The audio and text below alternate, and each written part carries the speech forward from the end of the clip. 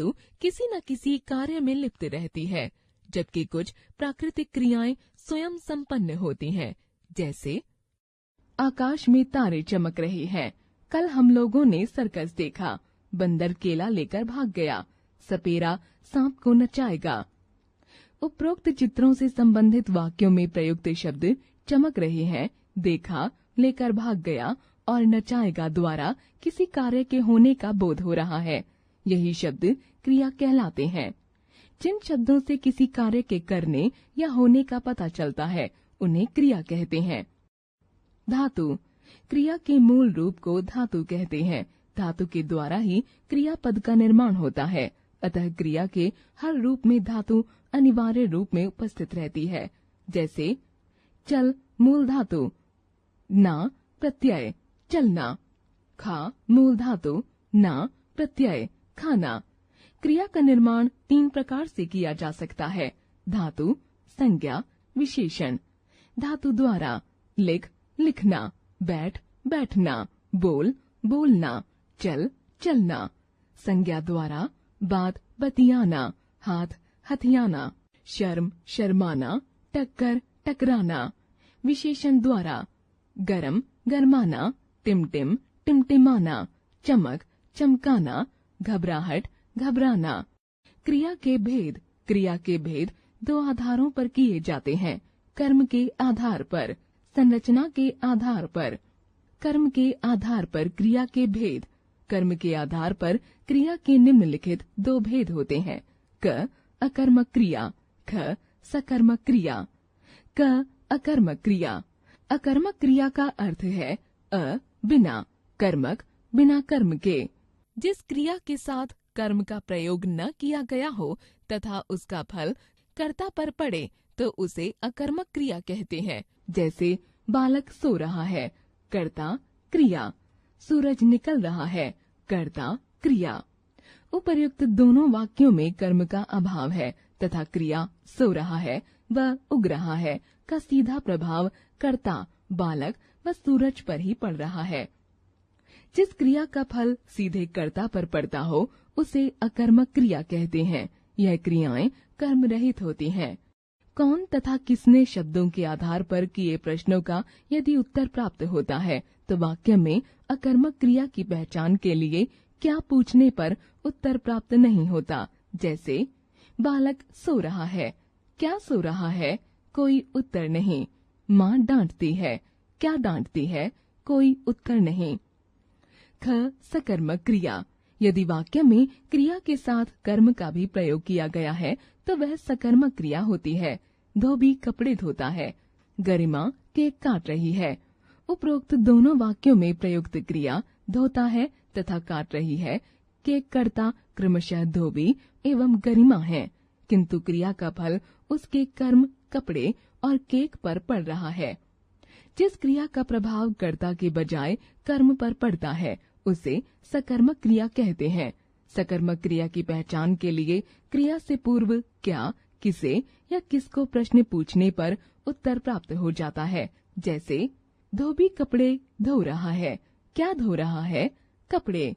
गरिमा cake काट रही है, क्या काट रही है, केक। सकर्मक क्रिया के भेद। कर्म के प्रयोग के आधार पर सकर्मक क्रिया के निम्नलिखित 2 भेद हैं। क एक कर्मक क्रिया, ख द्विकर्मक क्रिया। क एक कर्मक क्रिया। जिस क्रिया का फल एक ही कर्म पर पड़ता है उसे एक कर्मक क्रिया कहते हैं। जैसे रवीना पानी दे रही है, कर्ता कर्म क्रिया। सुमित दौड़ जीत चुका है, कर्ता कर्म क्रिया। उपरोक्त दोनों वाक्यों में केवल एक ही कर्म है, अतः ये एक कर्मक क्रिया है। ख द्विकर्मक क्रिया। जिन क्रियाओं में क्रिया का प्रभाव 2 कर्मों पर पड़ता है उसे द्विकर्मक क्रिया कहते हैं। जैसे सोहन ने मोहन को पुस्तक दी, कर्ता कर्म कर्म क्रिया। माला ने माता जी को फोन किया, कर्ता कर्म कर्म क्रिया। संरचना के आधार पर क्रिया के भेद। संरचना के आधार पर क्रिया के निम्नलिखित 6 भेद हैं।